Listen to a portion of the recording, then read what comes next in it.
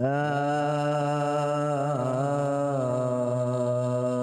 أقسم بيوم القيامة ولا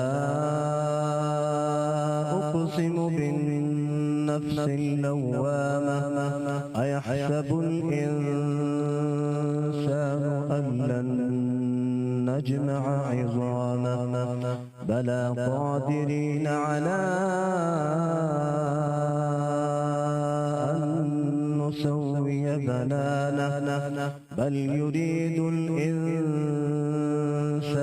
ليفجر أمامه يسأل أيان يوم القيامة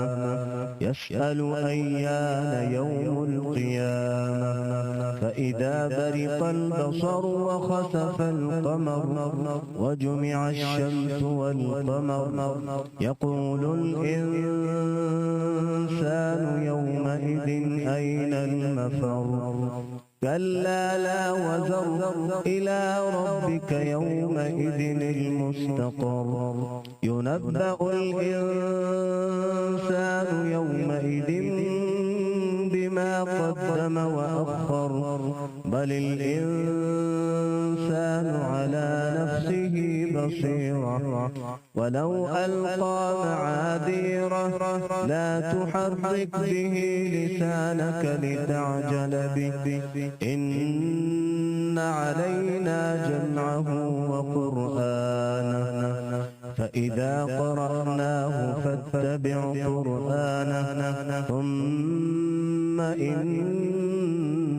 علينا بيانه كلا بل تحبون العاجلة وتذرون الآخرة وجوه يومئذ ناظرة إلى ربها ناظرة ووجوه يومئذ باسرة تظن أن يفعل بها فاقرة كلا إذا بلغت التراقي وقيل من راق وظن أنه الفراق والتفت الساق بالساق إلى ربك يومئذ المساق فلا صدق ولا صلى ولكن كذب وتولى ثم ذهب إلى أهله يتمطى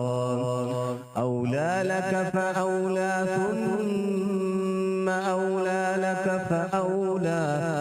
أيحسب الإنسان أن يترك سدى ألم يك نطفة من مني يمنى ثم كان علقة فخلق فسوى فجعل منه الزوجين الذكر والأنثى